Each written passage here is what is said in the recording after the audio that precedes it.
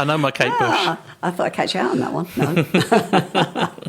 And the brilliant and fabulous Rick Wakeman plays piano on this, and he's also recorded a fantastic version of this as a tribute to Bowie on his album Piano Portraits. And I'm delighted to say, I'm so excited, he's joined us today to celebrate my 100th show. Hello, Rick. Hello. It's Vic. I'm fine. How are you, darling? Oh, I'm all right. I've got prepared for this very well. I'm sitting here with a flying helmet on my head and a stick of celery in the front of me. Well, I've got the egg whisk and the wet celery. Oh, lovely talking to you. Thank you for coming. It's my 100th show. I know. I can't believe it. It's incredible. I know. You're everywhere at the moment. You've got this show. I think you're on Talking Pictures next week, aren't you? Oh, I don't know. They were supposed to be doing... Yeah, probably. Yeah. And they got Hello on drama. And... Oh, Hello's drama and... Well, it pops up all over the place. It does. There you go. It does. So what have you been up to, Rick? How are you finding this being stuck inside? Well, I'm not allowed to swear on the radio, really. It's driving me nuts. I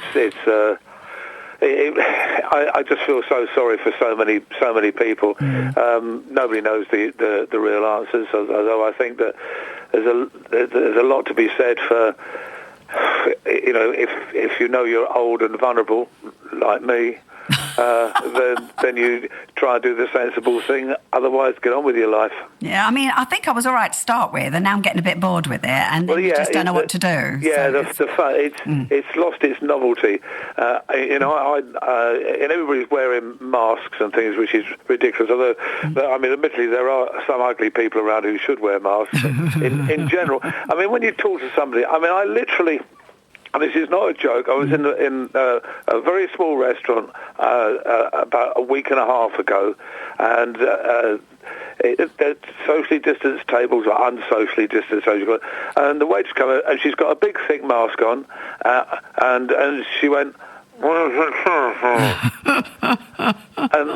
so I thought, well, the only way to answer that is so I put mine on and went.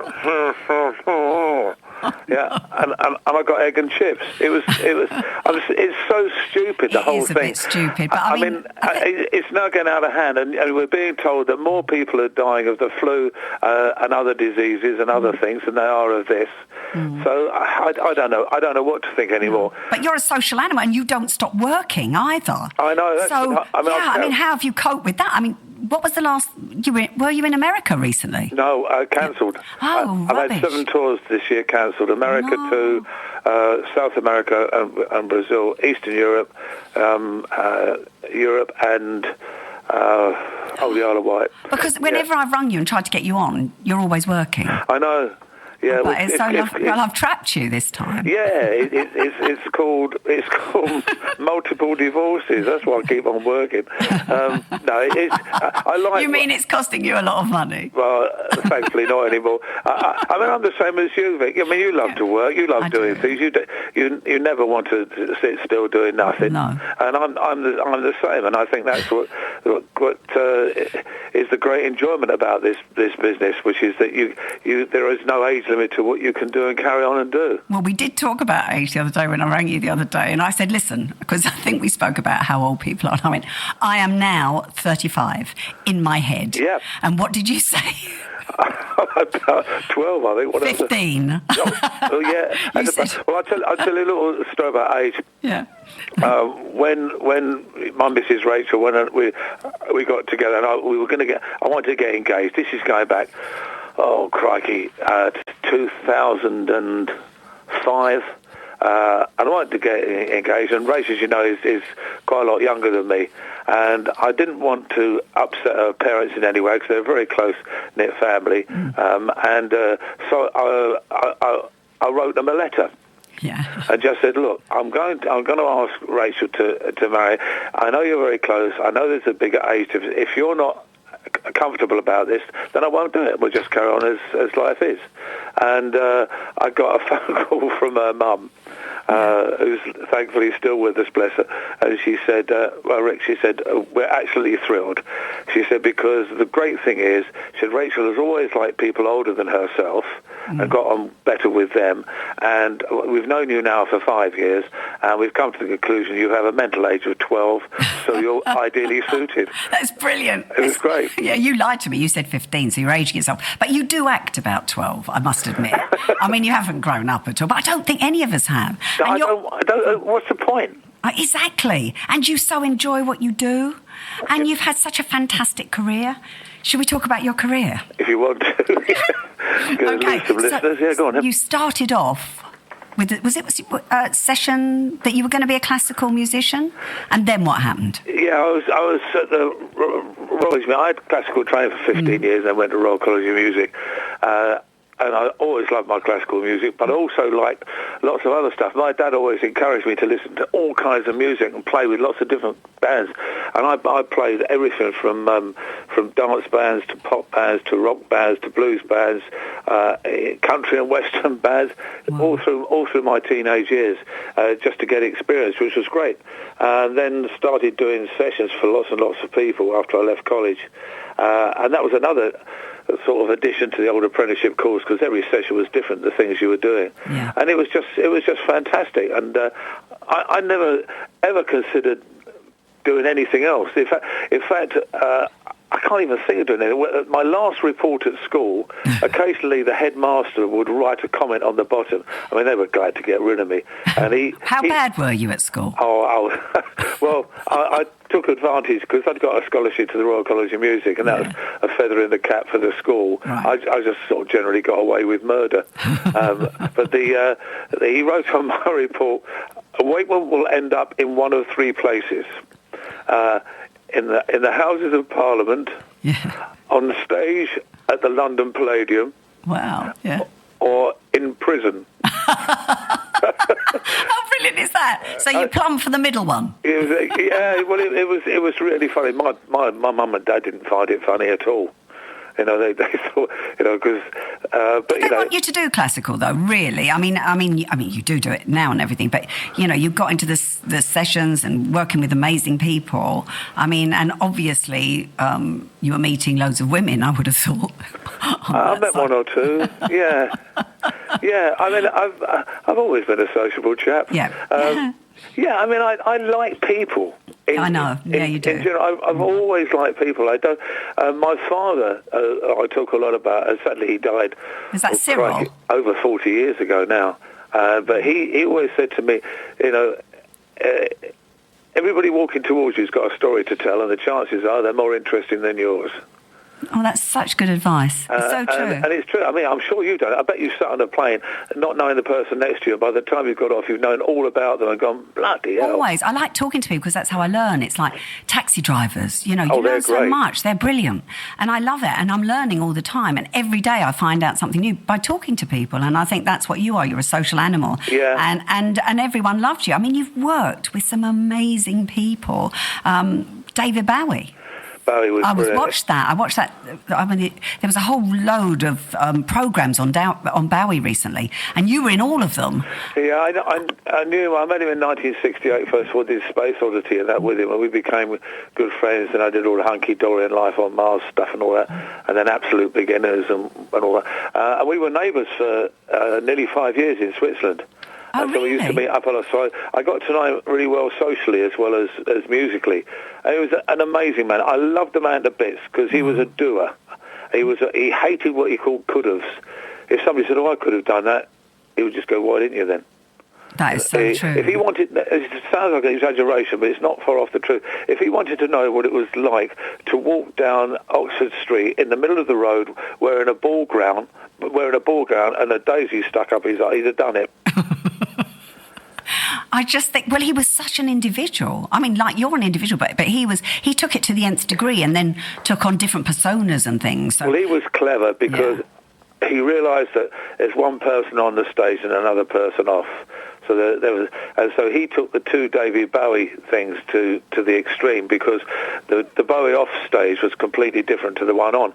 And as you say, he took on different personas, like Ziggy Stardust, like Ziggy and Aladdin said. Although he put these characters together because when he'd had enough of them, he could get rid of them. Exactly. And not get rid of David Bowie. Man, he really was a musical fashion and... was he a genius, would you say? He was a true genius. Yeah. And I generally think that in 100 years' time there'll be people still talking about him and what he did for music and for people. Unbelievable. I mean, even I was enlightened when I was watching it, and I was thinking, God, how clever is that? Yeah. And I've just played Life on Mars, David Bowie, because obviously you played on that. Yeah. And it's really weird because I've listened to that record so many times, but I haven't listened to the background, like the music, and it's amazing. Well, he gave me freedom to do what I like. He always did. I used to say, well, how do you want me to play this? You play it as you want to play it. Oh, but it was brilliant. I mean, it is brilliant. I mean, everything you do is brilliant. And the check cleared then. Yeah. No, but I mean, I've always, like we worked together at the Heritage. You were president of the Heritage Foundation. Yeah, and then you took over. I did. And you used to play there, and just always amazing. You could just do it. I mean, what was it, Eleanor Rigby? I used to do all those. Yeah, but that's all I've really ever done since I was five years old is play music and live for music, and and that's all I've ever done. And it's never ever been a job. It's just always been something great to do, and to wake up every day and always be doing something to do with the industry is just fantastic. I love the industry. I love its history, which is one of the reasons why, like you, I got involved with a Heritage Foundation, because you learn so much. It's the same with the Water Rats. I mean, and you're a lady rat. I'm a lady rat. You've been well. president of the Water Rats, which pardon? You were president. I was king, yeah. Yeah, king. I was king for a couple of years running, which was fantastic. And the stuff that you learn. I learned from great people in the industry going back years ago, like the late Clark brothers, the great American Unbelievable. And he could still tap dance. Yeah. I mean, these great stories, and then and also from the late Roy Hudd, who's a neighbour of mine. I mean, Roy and I were great friends, and I could just sit for hours and listen to his stories about musical and variety. And it's our heritage and our history. It's how we came to be today. And I don't understand a lot of the young artists today who don't seem to be interested in how they're able to do what they do today, and it's all because of what happened going way back, to the end of the 19th century. Yeah, it's so true, but you appreciate it, and I think that's why everyone loves you. But it's fascinating, isn't it? Exactly. It is fascinating. We don't want to get rid of our history. You're learning all the time, and Absolutely. You've learned from it, and you've used it, which is fantastic. I mean, so you work with Bowie, yep. And who else did you really enjoy working with apart from David? I love working with Elton John. He's such a great guy. People forget, he's such a great songwriter. What a great pianist he is. Yeah. I mean, I did the organ, because he didn't like playing organ, so I did the organ for him on Madman Across the Water and a few other bits and pieces. Black Sabbath, great fun. And Ozzy Osbourne. Oh my God, Ozzy, absolutely. Was he mad? He's lovely, Ozzy. He's one of my closest mates. I mean, my son Adam, Adam, my second eldest boy. Yeah. He's played with Ozzy and Black Sabbath now for 20 years. So the only thing is, which is a bit embarrassing sometimes, Dad says to me, Ozzy told me a story about something that you and he got up to. Oh. And I go, yeah. And I go, well, yeah. And Adam goes, I'm just checking to make sure I'm still in the will, Dad. And I go, yeah, all right. No blackmail then. Yeah, absolutely. Ozzy was great. Lou Reed was fun to work with. Oh, fantastic. Yeah, I mean, even the pop records, I did stuff like Love Grows Like My Rosemary's Nose, or whatever it's called, which was I just every day was different. Every day, and then when did you start playing with the Strawbs? Was that after you'd worked with all of these people? No, it was during the sessions, because I was booked to do sessions with the Strawbs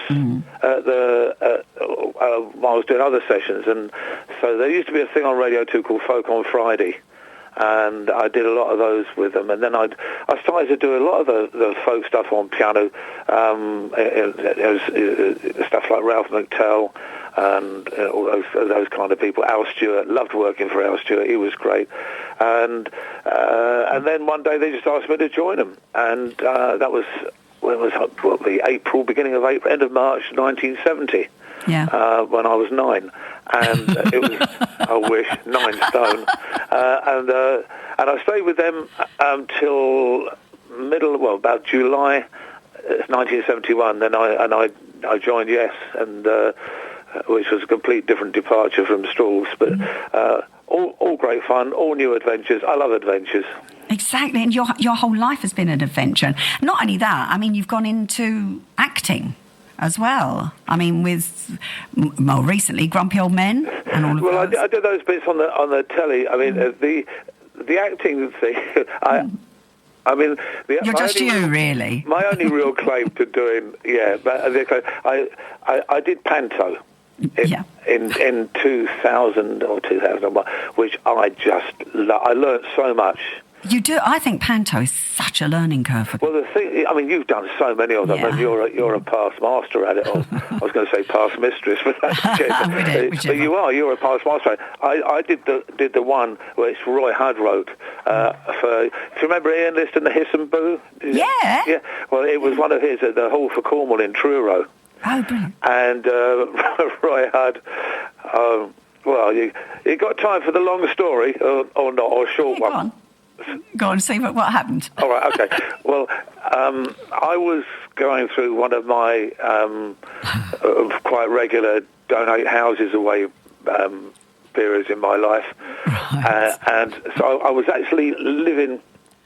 I'd become Alan Partridge, and I was living in a little like travel tavern kind of thing in Wembley. Right. And it was January, or it'd be 2000, something like that, and I was a bit fed up. I mean, everything was pretty difficult, as it always is in the middle of a divorce. And then Roy Hudd called me out and invited me to the radio awards at the Grosvenor House.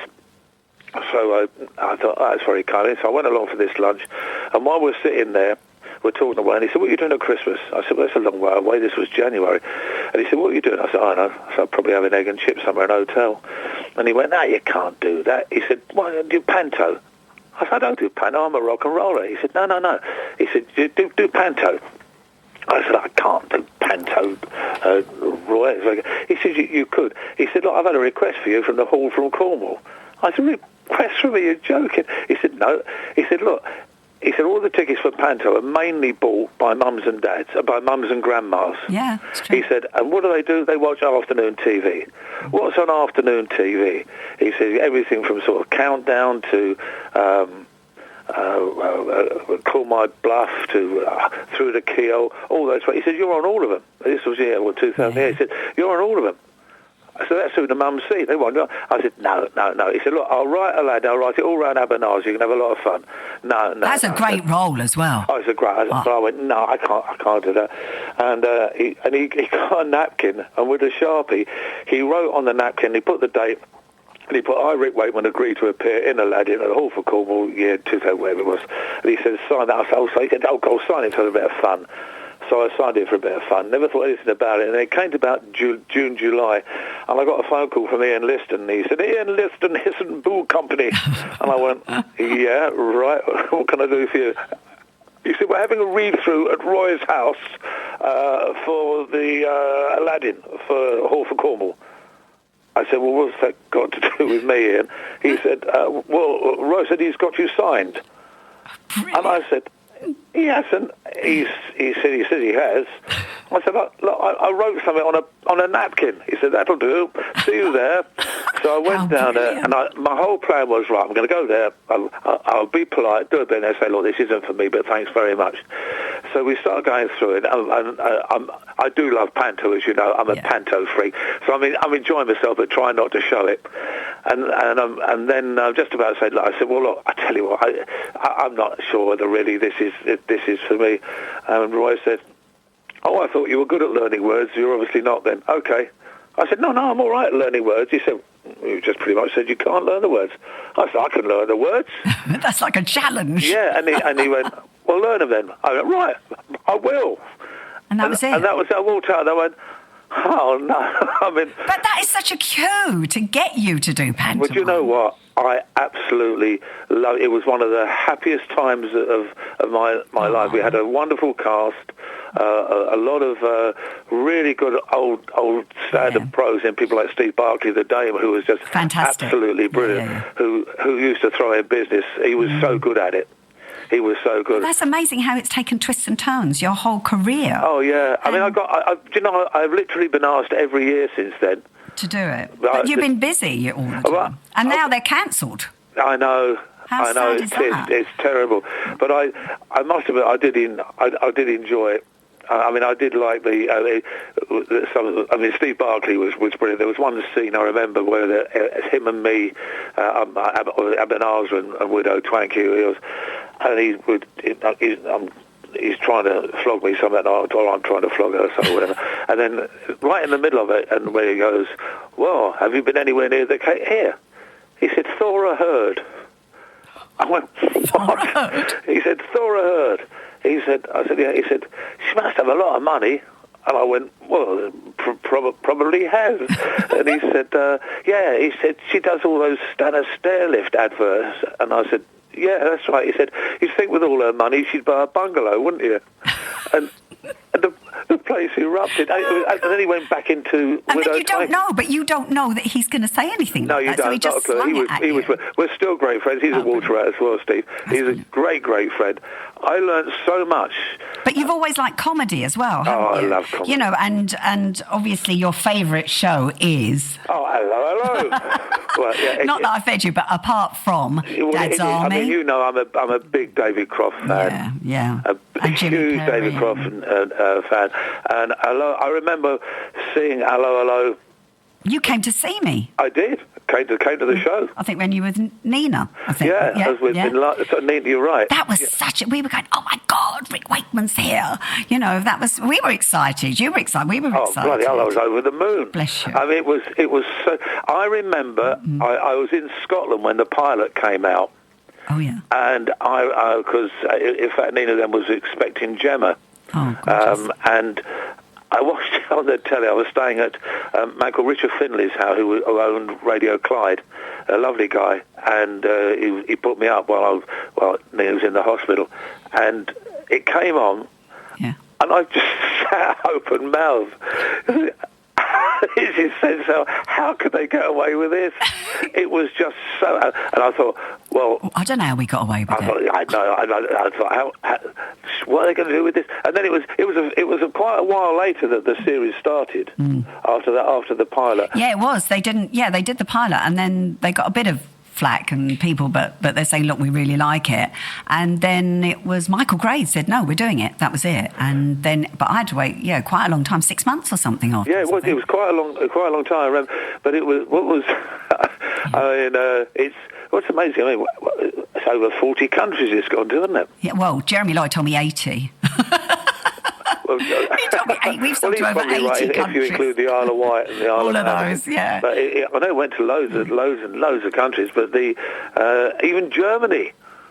I know. The Germans bought it. Not like a few years ago. It was like front page news. The Germans got it. So how can they do the? That's the thing. How can they do the accents of their own accent? I don't know. They do it. I've seen me in Spanish and things, and it sort of works. But also, you like Dad's Army, and you've got Ian Lavender living near you. Yeah, Ian's living close to me as well. He's another great friend. I mean, I am a huge anything to do with David Croft, Jimmy Perry, Jeremy Lloyd. Yeah. I am a massive fan, because that to me is the humour, the comedy that I love. Because it makes you laugh out loud.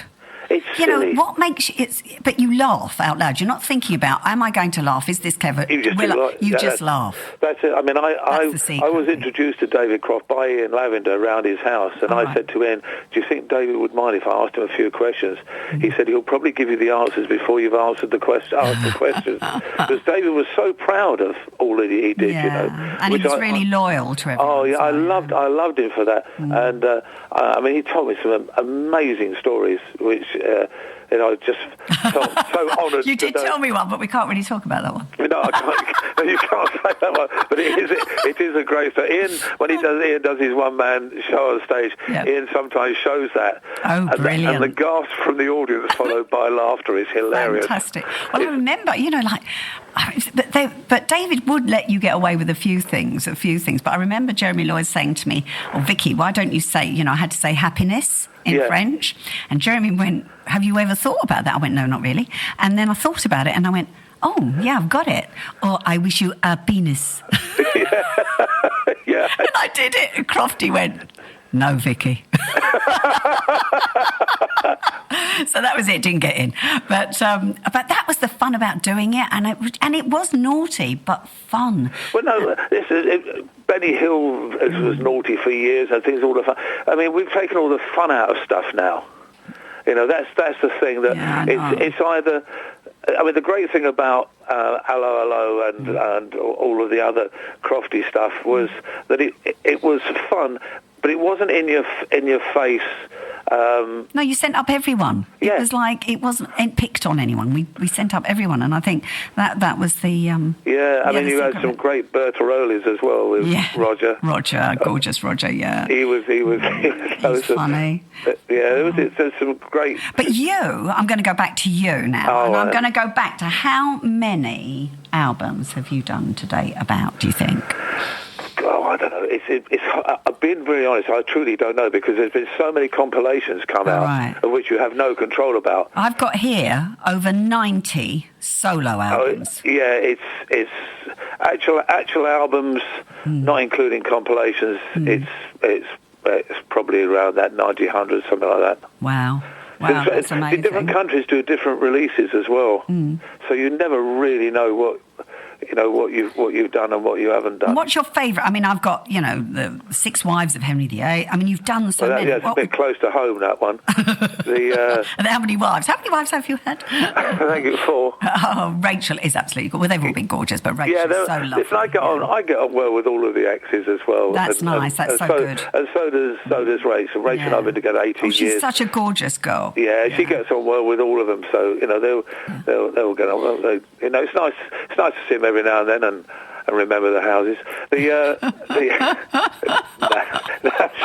say that, get me into trouble. That's not true. Anyway, But you've got a new one coming out, haven't you? Oh, a new wife? No, a new LP. You've just launched a new LP. Yeah, it was just out called The Red Planet. That came out a few weeks ago. It's done really well. I'm thrilled to say. But, I was lucky. I recorded it, and we finished it just as the lockdown started. Oh, brilliant. Oh. So that was really good. So, when did it come out? It's only recent, isn't it? June or something? A couple of months ago. Yeah.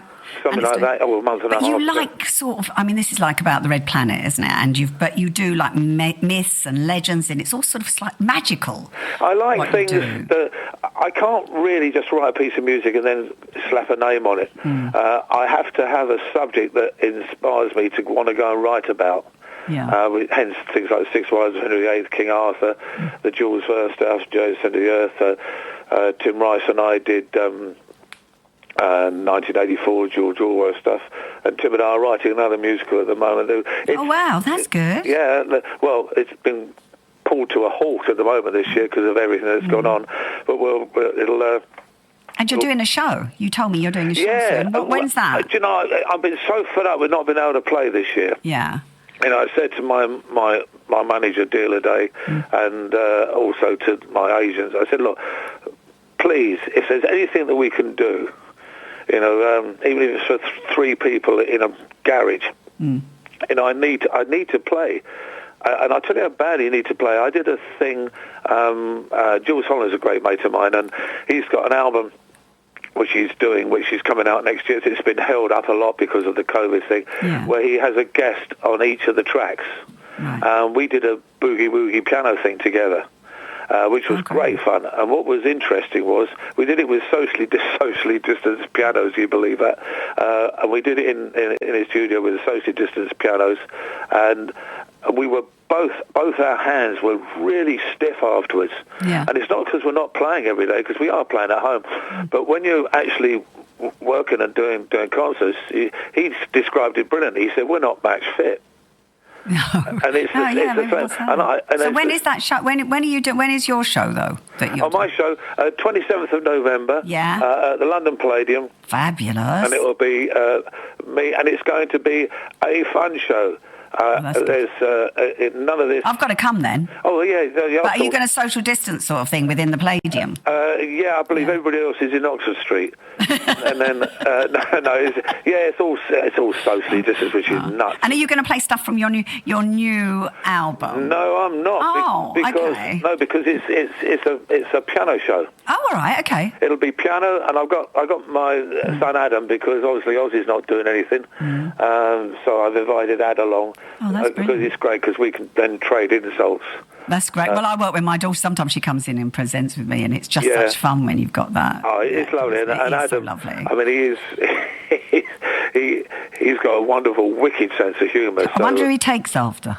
Yeah, he's a good lad. So he's gonna come along, and because I had a whole Christmas tour book which had sold out, and we've lost the lot. So you're going to do this, and though everyone's going to pack this out, obviously. Well, hopefully. Well, I want to play one of your records from your newest album, so I'm going to play it at the end of the show. Okay. But I can't make my mind up between Tharsius Tholus. Yeah, that's what you say if you've got a list. You did send me that. That made me laugh. Very difficult to say if you've got a list. Solis. Or Arcia. Chris Eubank can say it. Or Arcia Mons. It's unfortunate, that, isn't it? Yeah, it's they're all areas. Mons is a mountain, basically, a volcano mountain, which is what they're all there. What about the North Plain then? Because I like that one as well. Well, that's the same as the North Pole. I mean, I know you love to dance, and you do so much dance. I have listened, you know. Yeah. So I know you like to dance. It's pretty difficult to dance to my stuff. I don't know. I was boogieing on. I think the North Plain had that funky bit in the middle. Oh, there's a few funky little bits here and there where you can. You boogie can on down. Yeah, you can. Yes, you can have some fun. There's a great crescendo at the end there as well. Whoa. You can't beat a great crescendo at the end. You cannot beat a great crescendo. Yeah, sounding like something from Hello, Hello. I want the great crescendo at the end. Oh, darling, I'm gonna love you and leave you now, because I'm gonna play some more records. All right. Try and get your listeners back. You've been absolutely fabulous. Will you come on again so we can talk some more? I'd love to come in. Once all this rubbish is over, I'll come in. Will you? Oh, that would be fabulous. Yeah, thanks, you're only Rick. down the road. Yeah, exactly. Yeah, you said you were going to come in before, but then all this happened. And then, I know. But thank you ever so much for doing this on my 100th show. It has been fabulous. It's my honour to be on your 100th. Oh, bless you. Oh, hold on a minute. And you knew it was my 100th when I rang you. You said it's your 100th show, which is that's so nice. Yeah, hold on, I've just dropped the wet celery. Have you got the egg whisk, the flying helmet? What else did we have? Raw rhubarb. I don't know what we did with that. Raw rhubarb. That was a new one. Oh, it's lovely talking to you, Rick. You take care. All right, my love. All right, I'll ring you later. Lots of love, darling. Cheers. Thank you. Thanks. Lots of love. Bye. Bye. That was the fabulous Rick Wakeman. How wonderful is he? And he's such fun. And just such a lovely bloke. And it's so lovely when you know these people, because, sometimes people aren't so nice, but he is just one of the nicest guys in showbiz. And thanks so much, Rick, for coming on the show. And I'm going to play, my last song today will be one of his records, which I haven't chosen yet, which one I like, off his new album, The Red Planet. And the thing is with Rick, he likes, like these myths and legends of King Arthur and the Knights of the Round Table. And he plays all these sort of myths and fantasy type songs. So I think what I'm going to play next is Fantasy, Earth, Wind and Fire.